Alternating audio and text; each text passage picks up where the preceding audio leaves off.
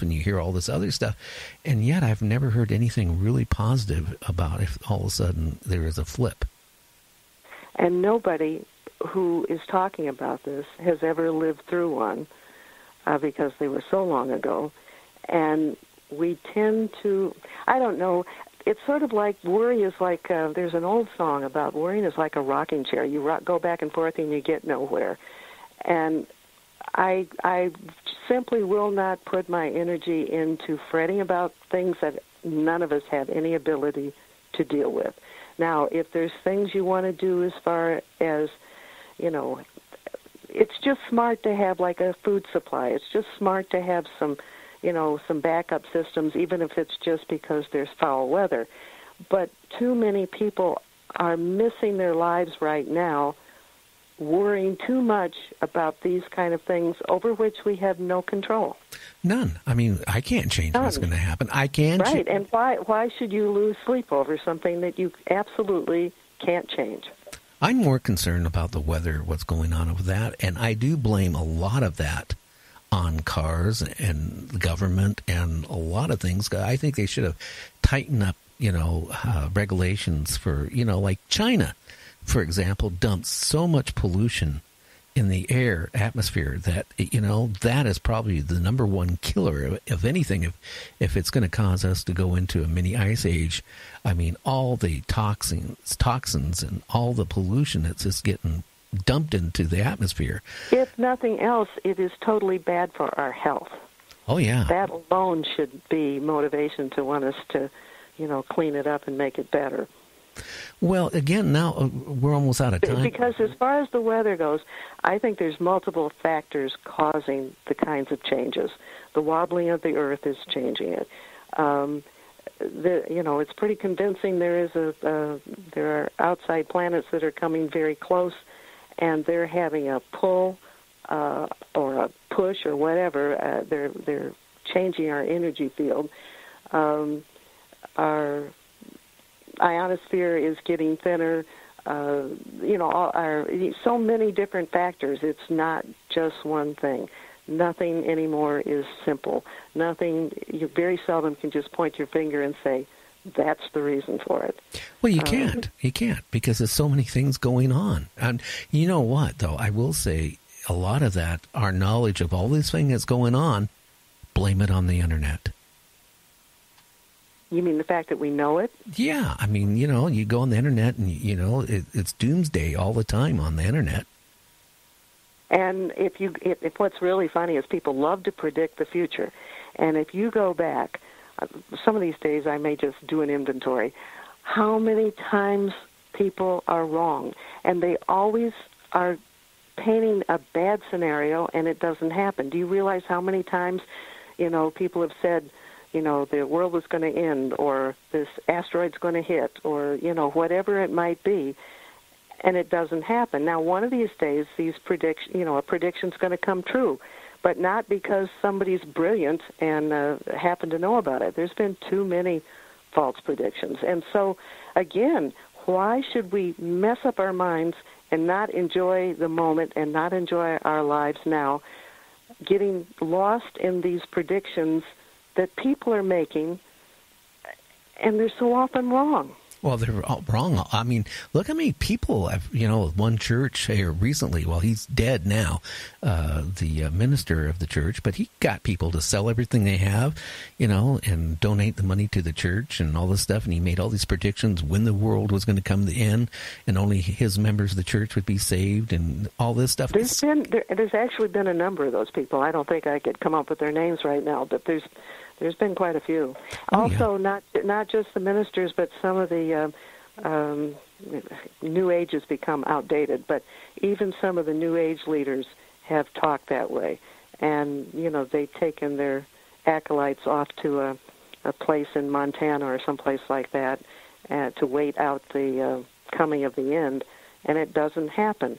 So here people have messed up sometimes years of their life living in a cave or whatever, missing their life because they're afraid it might end. Well, you know, back about in the mid-'90s, you used to listen to Art Bell, and he used to have a Major Dames on, who was a remote, oh, yeah. Mm-hmm. You know, And he kept talking about the kill shot, and it's going to happen soon. Well, I had a friend that moved to, Australia, because that was one of the places that was supposed to be saved. So he sold everything he had, ended up in the divorce, everything. He moved there. Guess what? It's never happened. Mm-hmm. So, I mean, people need to take things each day as it comes. I mean, hey, one day, you don't know, an asteroid could slam into Earth tomorrow. And what can we do about it? There's nothing we can do about it. I know. Now, and so let's enjoy our lives while we got them, right? Yeah, and go onto your website, and do some good reading. And there's a lot of upbeat stuff there. I don't tend to get deep into the creepy, icky stuff. Now, you mentioned... I do cover it, but I don't do it in I'm not awash with that. Now, you did mention underground bases or bases in North Carolina area. I didn't know anything about that. We got a couple minutes. Can you just tell people a little bit about that? Because that's got me a little... I actually did a book on it, and I didn't intend to, but I began to get so much information and I wasn't finding it anywhere else. And so when that happens, then I figure then I need to get the information out there. And it's got a kind of a long title. If somebody wants it, they can go to Amazon, just type in my name, which is Mary Joyce, which is a lot easier to remember than the title. But the title is Underground Bases Hidden in North Carolina Mountains. And basically I talk about 5 facilities here in these mountains. And like I said, I didn't intend to write the book. I didn't even think I was going to learn about this stuff. And it started one day, at the time I was working at a place here in town, and it was the kind of a place where you get to talk to people a lot. And this one couple would periodically come in every once in a while, kind of gingerly start talking to me about UFOs and things like that. And eventually I said, well, why don't we get together? It sounds like you have a story I could do for the website. And when I got together with them, that wasn't the reason they wanted to talk to me. They were the first ones that told me about one of the underground bases. And now, what are the bases? Is it used for UFOs? Was it our government, or is it something else? It's our government. There's a possibility that there's cooperation with some aspects of with some aspects of our government and some aspects of the ETs. There have been UFOs repeatedly seen near some of these places, and so we sense there may be cooperation going on. Oh wow! And there's a couple of those type bases in North Carolina. Mm-hmm. Okay. What? And there's one that's under the Great Smoky Mountain National Park. That's probably the most recent one because we were aware of things being built. The other ones we weren't. We learned about them after that. There's one under Mount Mitchell, which is the tallest mountain east of the Mississippi. There's one under the Balsam Mountain Ridge. There's one under Sugarloaf Mountain, which is near one of the state parks. There's one under Linville Gorge. So, there's quite a bit of information.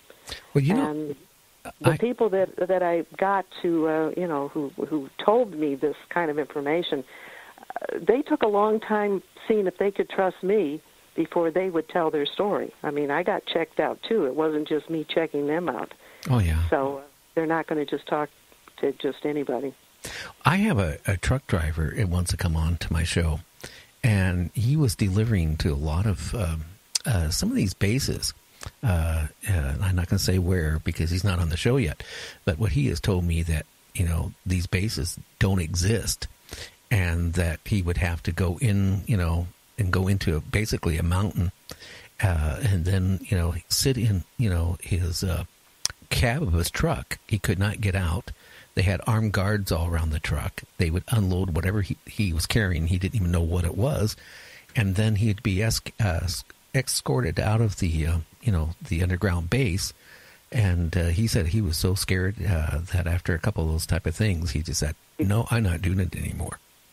Well, people sometimes think these are very small places, and they're not.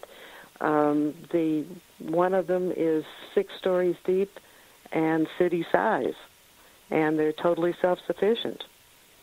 The one under Mount Mitchell is deeper than that, or has many more levels than that, and the UN has been seen around that particular facility.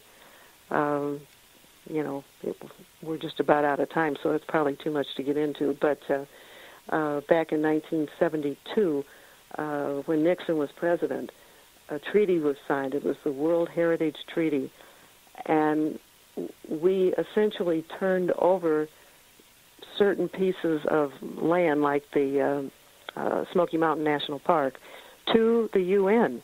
And so technically, we don't have the jurisdiction over it. And people who get into the backwoods and hunt, or, take their, get back there for one reason or another, will sometimes see UN troops or even foreign troops practicing in the backwoods of the mountains. And that's being allowed because we don't own that land. That's crazy for, any president to do anything like that. And we've covered that. I mean, I keep saying we. On the book, I do cover that in the book because people need to know about it. Oh, wow. Now, and again, I've done 3 books, and I do in a similar style to what I do on the website. Lots of visuals, and I try to write concise and to the point so it's easy to read. Why don't you name real quick here the 3 books, that are available? The one we were just talking about is called Underground Bases Hidden in North Carolina Mountains. Another one is Cherokee Little People Were Real. And the third one is a totally different topic. The short title is Tangible Evidence of Jesus. Long title is Tangible Evidence of Jesus Left Behind for Us to Find. They're all available on Amazon. And the one about Jesus is a lot of scientific and archaeological discoveries that have been made that just broaden an understanding of the person we know as Jesus. Well, I come to the conclusion from after talking to you, I still wouldn't want to go camping. Remember I told you I haven't gone camping at all since after talking to you about the ET thing now. I guess another reason for me not to want to go camping. Well, I'm sorry I scared you out of that. How about a trailer with a lock on the door? Well, how about a diesel rig with a camper with a couple locks on the door?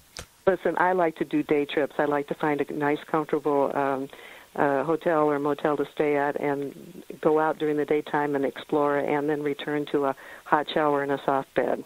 A lot safer. Mm-hmm. But it's also more comfortable. Okay. Well, hey, Mary Jo, for people who want to look at your website, it's called Skyshipsover.Cashmere's.com. And, also, can they, contact you with their stories, too? Absolutely.